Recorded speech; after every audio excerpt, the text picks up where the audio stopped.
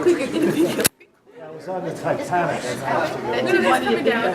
Yes. So Garish is the new guy. Okay, shoot. Yeah, we should. so we should start. It's 4:00, 4:01. Okay, So we'll start So do we start because we'll start right here. In fact, this is the perfect place to start. Because in a way, it kind of takes us to the present, even though this goes back to the 1930s. This is our one and only Oscar. Okay, now we didn't get it for a motion picture, but once upon a time, before we became Time Warner, Time Inc. produced a film. And can anybody guess what that was? March of Time.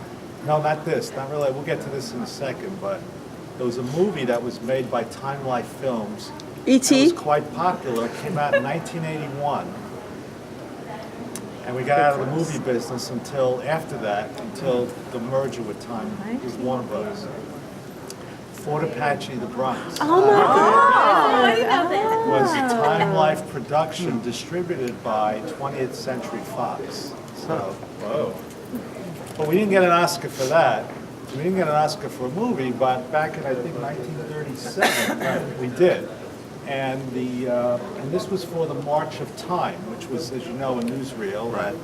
And the photograph on the upper right-hand side is Radio City Music Hall, but it was obviously played, you know, like a coming attraction in movie theaters across the country, because since there wasn't any television, this is how, you know, Time Inc. stepped in and created these newsreels to report, you know, some of the major events that were taking place domestically and around the world.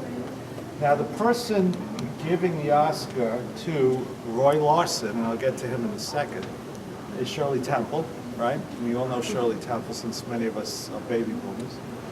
And the person standing next to Shirley Temple on the right-hand side of Shirley Temple is Frank Capra. Okay, so we know who Frank Capra is. I don't know. I don't know who Frank Evans is. Well, he was a director, right? Oh, It's a And Wonderful Life. It's a Wonderful Oh, Life thank you. is one of his most noted films, although when it came out at the time, it wasn't really, like The Wizard of Oz, and wasn't really as popular as it is today.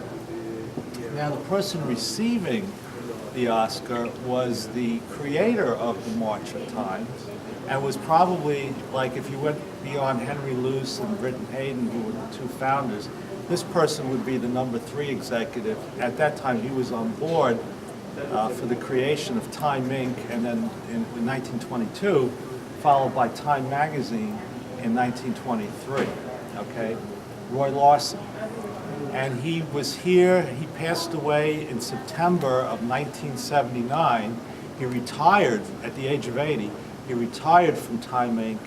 in April of 1979. So when I started here in '78, I remember his name, you know, on the masthead, his name being floated around, as you know, and he was one of the highest-ranking executives even then in the company. So when I say it's an appropriate place to start because we've come full circle, his grandson is Todd Larson, who just recently joined us. Oh my God. And is part of, was the head of the news group. Now, Roy Larson was one of the founders, again, but more number 3 in the organization of Time Magazine.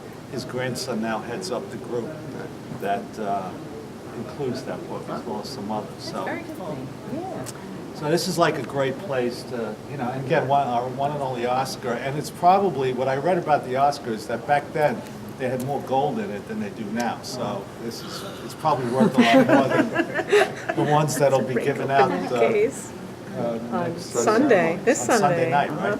Okay. So that's in the interest of time, I'll spend a little more, you know, like a little more time on some of these things, a little less on some of the others, because a lot of you obviously know a lot of this because you've been here a while or engaged with it. So we'll go down the hall.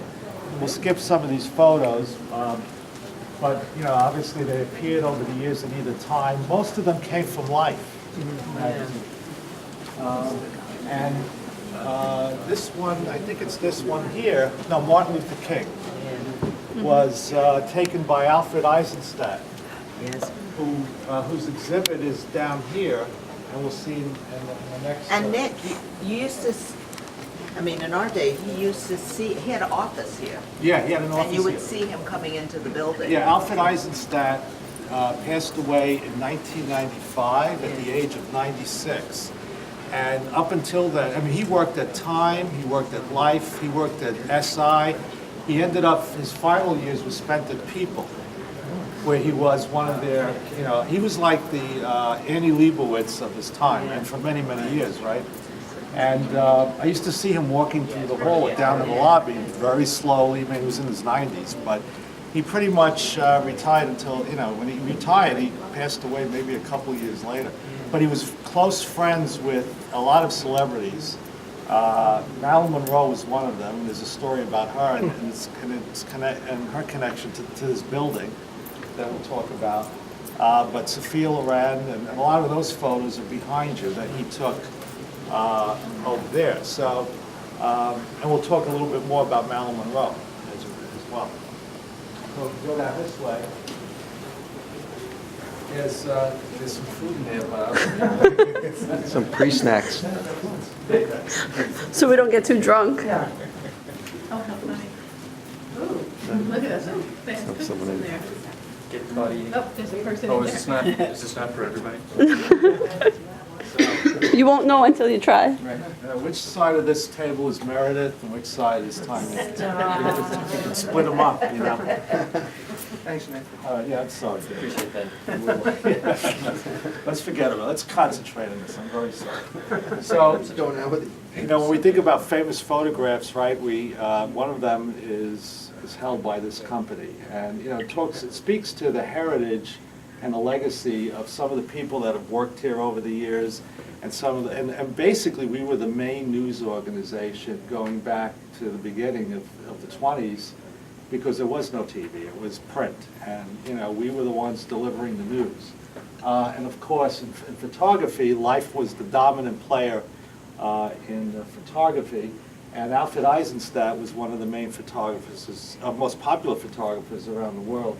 And this, outside of the picture at Iwo Jima, this is the second most popular film, piece of work, I should say, that people are aware of. And it was taken with that camera by Eisenstadt, was in Life, and came out right in here, just a couple blocks away in Times Square. And, you know, the offices weren't here, obviously, but they were I think they were like more on Broadway at the time. He walked outside, and all of this commotion was going on, celebrating the end of World War II. Wow. And he just snapped away. And he really didn't know what he captured until that evening when they began to develop some of the film. And they said to him, "My God, you just got a really cool photograph here." And of course, the rest is history. Now, back then, I think there were 5 magazines. You know, Time coming in 1923, followed by Fortune in 3 magazines. 3 magazines, Time in 1923, Fortune in 1930, and then Life in 1936, okay? The thing is, Life wasn't created by Time Inc. Life was purchased by Time Inc. By another publisher. And prior to it used to be more of a general interest and humor magazine, and then when Time Inc. purchased it, it became more of a magazine with a lot of pictures, and it told the story that way. So it was the first time that we purchased a product rather than created one, and which we would do later on in years. But the magazine that followed Life magazine in 1936, and it was created by Time Inc. was what? Do you know? Sports Illustrated, 1954, which didn't turn a profit until 1966. Wow. Oh. And, With television. right. And then Life closed, the original Life closed in 1972, the same year that Money launched. And then came People in 1974. So, okay. And that's the camera. Okay, that's The camera's so cool. Very small, yeah, lightweight. Those So pictures with Nick, pictures. would you say then that Time Inc. really invented photojournalism with Life magazine? Yeah, I or- mean, basically, it was the way, you know, we didn't, it was the way of communication, so nothing, and we were, that's a good point, because I should tell you a little bit more about that part. So we're gonna go to the right, but before we go there, I mean, we can go into the lease room, but everybody knows about that, right? So, What do you mean? well, you know, it's, you know, the fact that it's probably the most important conference room in the building. And, because everybody would love to have, you know, everybody tries to get that for most of it. Oh, I thought you meant, did something happen in there, Nick? No, not yet, there was a murder. A murder mystery. 1967. I believe I did give a presentation in this room once. That might be what it's most well known for. Has a great view. When I do these tours with my students, this room probably makes, you know, we go through all of the, you know, the memorabilia that we have on the floor, but this makes the biggest impression, obviously, for them. And of course, during the holiday period of time, it's when everything's all lit up, it looks fabulous. So we kind of come back later in the semester, you know, like, you know, right after Thanksgiving, just to see, you know, this whole view. So, but just to go back a little bit, you know, Life obviously, you know, lost its prominence due to TV and folded, the original Life folded in 1972, but Time Inc. didn't give up. And after the launch of People magazine, in 1983, we launched a magazine, probably our first failure. We launched a magazine called TV Cable Week, which, you know, with the, you know, was promoted as, you know, as kind of a new and different product that was going to capture all cable listings and on a local market basis, so that it would be customized, and pretty much folded within 6 months. It was a weekly. And it was a weekly. So, I don't know, were you here then for that? Yeah. Yeah. Now, but we And then didn't give there up. was Picture Week. We went ahead Yeah, and Dick that's Stolly, who was the founding managing editor, who's still here in the building on the Building, 11th yeah. floor, founding managing editor of People magazine, launched Picture Week, which that too failed within 6 months. So we quickly, I think there are books written about both those episodes in our history. So, and particularly TV Cable Week, which really was a fiasco in a way. I mean, there were a lot of things going into it that we didn't, you know, really do our homework about. And, you know, because we were like, well, we don't, you know, we can't fail. We've been successful. And we were a big company rolling along, successful in advertising revenue as well as circulation. And we just felt overconfident, I think, and overlooked some things And then on there's the the way up. book that was written. Yeah, I don't know if it was called The Fanciest Dive, or it was Something like one of that, those yeah. books, yeah. That talked about the failure and names people that we all know. Yeah, Oh, people yeah. that, you know, People like, that failed. well, he was a junior level person at the time, but one of the people who was involved in TV Cable Week was Mike Dumajan. Yeah. Oh, really? Yeah. Yeah, but he was It was in like, production. he just came into the company, Yeah. but, you know, he didn't do anything like that screwed things up, Yeah, but he, yeah. you know, was one of the people that came up over and over again in different parts of the book. But there were people who did, and I mean, it was more oversight than anything. You know, we didn't look into some of the details, particularly because technology was still new at that time. You know, customizing listings on a local market basis, it just wasn't working the way it should. And we were taking this big leap at the time, and it just failed. So, and again, it closed in July of 1983. I think we launched it in March, and it quickly lost favor, and it was a weekly, you know. Right. But at the same time, we had launched Discover, which was the monthly, because we launched that in '82, We launched that in '82, which we sold, in like '87. right. And the Discover. founding publisher of Discover, The magazine Discover? Discover, Yeah, yeah, we it was launched launched, it. that's where Yeah. Suzanne started, by That's the where way. I so- started. Really? Yeah. Right. And the founding kept that. publisher was Reg Brock, who later Became the became the CEO. CEO of Time Inc. So, okay. All right, Moving right along. moving right along. Yeah, it's interesting. Yeah.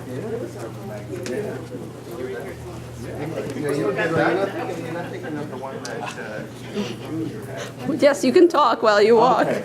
Well, sorry I don't have any refreshments here on the table, but. Yes, you missed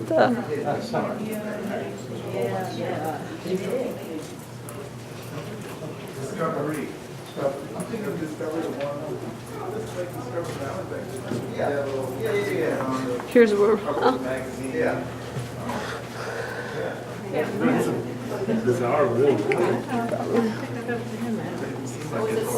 Oh, yeah, I never come up.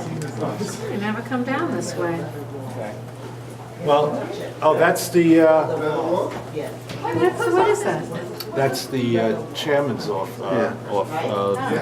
meeting room. Oh, So that's where Laura Lang can, you know, really? do breakfasts and private lunches. Yep. Or any, wherever, Ann Moore was in that room. I So, guess somebody else will, what's that? I guess they'll be. I don't know who'll be there. Okay, Nie, ja po prostu...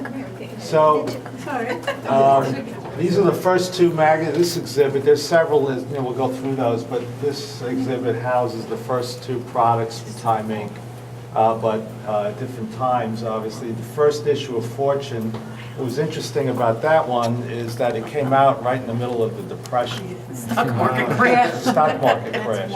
And, That was like 22? No, yeah, no, 30. 1930, 30, yeah. Market crashed in October 29. Yeah, so here we come with this business publication, launching that at $1 a copy, That was a lot which is then. probably the same price Oh my now. God. Yeah. At the subscription level. But back then, it was, you know, quite a lot of money, particularly given the state of the U.S. economy and the world at that time, too. And then below that is Time, and of course, what's, you know, important about this cover was is Martin Luther King, and you know, the Man of the Year cover, which in this came out in January of what the cover date is January of 1964, but we all know what the Man of the Year represents, or the Person of the Year, as it's called today. And in 1963, which kind of reflects, you know, Martin Luther King's achievements, was the March on Washington, the I Have a Dream speech that took place in August of that year. And so it was an honor for Martin Luther King to be on the cover. And he wrote a letter here, and you'll see it on display, to Henry Luce, acknowledging how important this cover was to him and how honored he was. And you could even see it in the first two lines of his note. Dear Mr. Luce, I am deeply honored that your staff and editorial board saw fit to name me as your 37th Man of the Year. So, the first time the magazine put somebody who wasn't a person on the cover was in as a man or person of the year, but it was called something different. It was in 1987 when a computer was Yeah, placed I on the remember cover. that. Yeah. Yeah. So that was the first. And I don't think, I could be wrong, there was may a have been one PC, other right? time, it was a PC. So it wasn't. Which was, you know, the introduction of the product at that time, and of course, you know, the idea being that it was going to revolutionize, you know, the way we live, and it certainly has in many different ways. So, and then of course it became, instead of becoming Man of the Year, it became Person of the Year. Now when I joined, the year after I joined, the Ayatollah Khomeini was named Man of the Year. What's that? Argo. Argo, Yeah. right. So, and of course, you know, you had this picture of him, which, you know, at the time there were hostages in Iran and so on, and Time got quite a lot of flack for that cover because, you know, it had been looked at as honoring somebody, but in reality, that's not what the Person of the Year is about. It's a person who makes the most news, good or bad. And Joseph Stalin has been on the Hitler's cover. been- I think Hitler's been on the cover too. But it's been a long, long time, you know, we had people like Martin Luther King and others like that And all of a sudden, you know, the Ayatollah Khomeini comes in. And I remember, you know, being here and then the editors catching, there was a lot of bad press against Time Inc. for putting the Ayatollah on the cover, particularly since there were like 50 hostages or so still being held in Iran.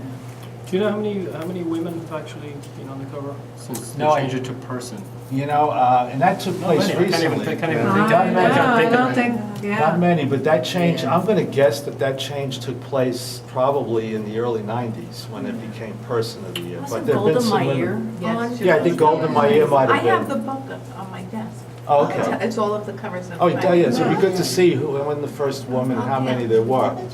But, Had they not done, like Woman of the Year though, before it became Person? no, it was always called Man of the Year, and there might have been, you know what, I'll take that back, there might have been a woman, you know, even prior to the name change, Wasn't you Amelia know? Earhart? Maybe, so, I but think it was she always was Man of the Year, one. meaning mankind. Yeah. But, you Yeah. know, Yeah. that was the thought, but then they changed it to Person in the 90s, and there were women after that. But I think it goes back even further, like Amelia I Earhart. think Amelia Earhart was Right. one. Suzanne, see, when I leave, you're gonna have to take over. I have to get the tape from I'm gonna Irina. get the video. You're gonna have to do this. Suzanne's gonna turn off the light on the way. Now, Yeah, it was very large. Yeah, it was pretty And then later on, big. you had beautiful artwork on the cover. But you know, that's the thing that amazes me the most, like how, it looks like it was hand drawn. then you didn't have a lot of competition, right? No. These. Yeah, there's a lot to say about this one. Yeah. So, The photo lab is now downstairs. no, I don't think. Anymore, Yeah, I yeah. used to, now, this one is probably one of the most significant exhibits because it highlights the assassination of President Kennedy in 1963. Now, you think about it, okay, well, how did we, how were we involved in all of this? It just so happened that, once again, the name Dick Stolley who was a reporter at the time for Life magazine, was in Dallas covering the presidential visit, and then there was a gentleman named Abraham Zapruder, a regular citizen who was in Dealey Square, there filming the motorcade as it passed through by the book depository, and then caught, in his camera, which was a Bell and Howell movie camera, which was quite common at that time, as a way of, well, I was going to say videotaping, but that obviously wasn't going on then. But and he caught, a lot of what had happened on that film, and the thing is that 3 copies were made of that film when after the assassination took place. 2 went to the government, and the 3rd one went to Time Inc. And we have, I think, there's a special room with temperature control. Well, we no longer own it. Right, We but gave they it back. did. We did own it until the 1980s, and we sold it back to the government for $1.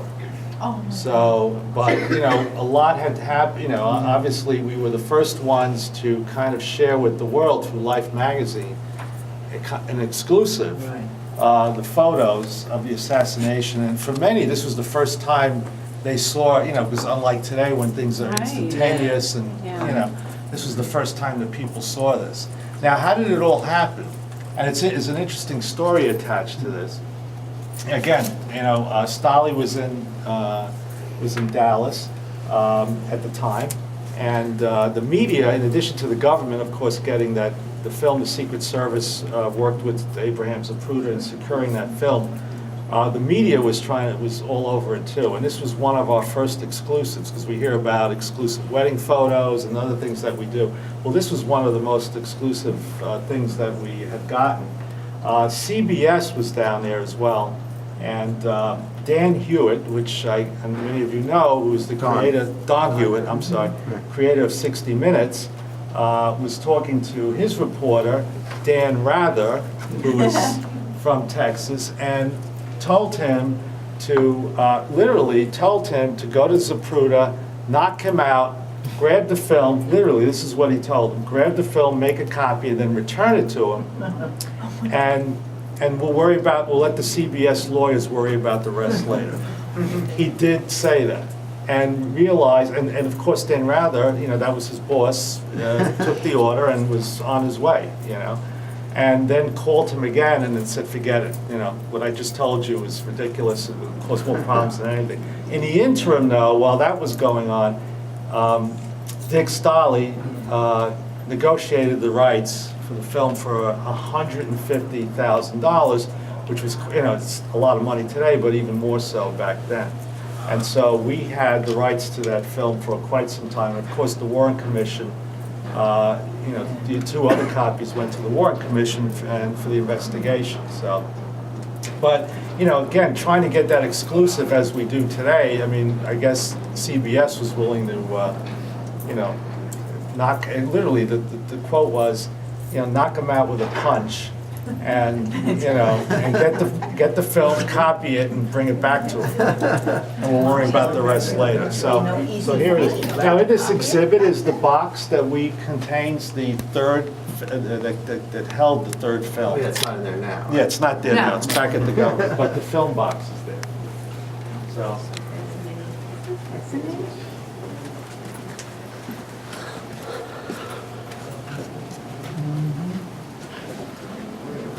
So,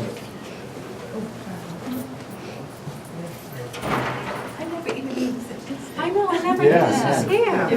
oh, you didn't know about this hallway? No, I never walked down this. Oh, never down with the exhibits, right?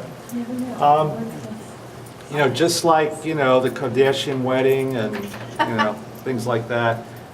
Back in the late 50s and the early 60s, the big news was the Mercury astronauts. And so Life once again negotiated a exclusive with the Mercury astronauts. And the number that they paid, there was an offer of $500,000 because there was a few of them. They had to split it up. But what they were able to do was to, get exclusive interviews and commentary and photos and so on and so forth. Because this was the biggest thing going on in the U.S. at that time in our race against the Soviet Union to be in space.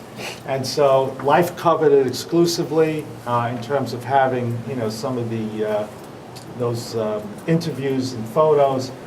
Then, of course, one of the astronauts stood out more than the other, and that was John Glenn. And so there was another issue on the astronauts' wives, which highlighted, John Glenn's wife, Annie Glenn. And in this section here, you see a letter to the managing editor of Life magazine thanking him from Annie Glenn, thanking him for, the story, the piece that they did in the magazine back and that one was in 1959, September of 59. But again, another exclusive. This was the topic that was on, of course, everyone's minds at that time. There was a huge interest around it, and Life was there to capture that as well. So.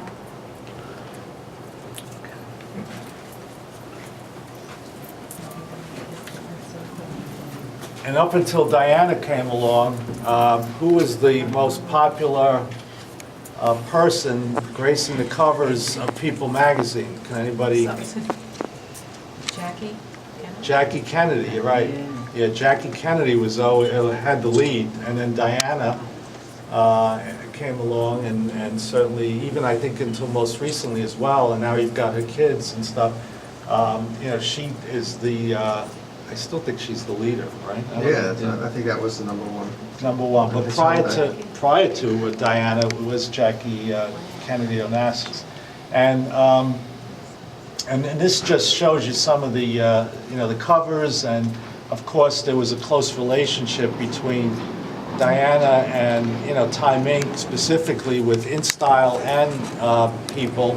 And there's a letter to Ann Moore here from Diana, and there's a photo with Diana, and Ann Moore was the publisher at the time at People magazine. Later went on to be the president, and then eventually the chairman of this company. And prior to that, she started at Sports Illustrated. right? No, Money. She was the general manager. She Wait, became where's the Ann general Moore? manager right here. in the That's upper Ann right. Moore? Right, Yeah, and then right she next to became, Diane. she was the consumer marketing director at Discover, that's where I know her from. Discover. But she started at Money, Right, in she business started at office. Money.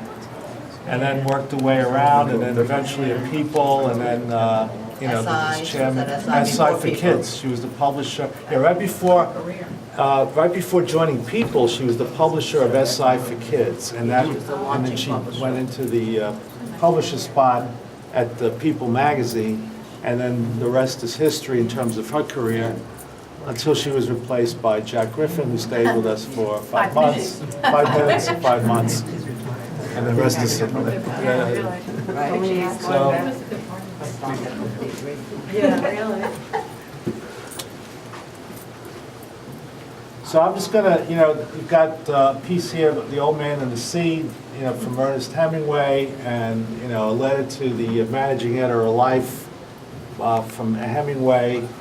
And of course, the thing that's, again, Life magazine, you see a lot of Life magazine because it was the dominant communication source in this country for many, many years. And again, a publication that wasn't developed by Time Inc., but one that we had acquired and had, you know, kind of evolved to the next level.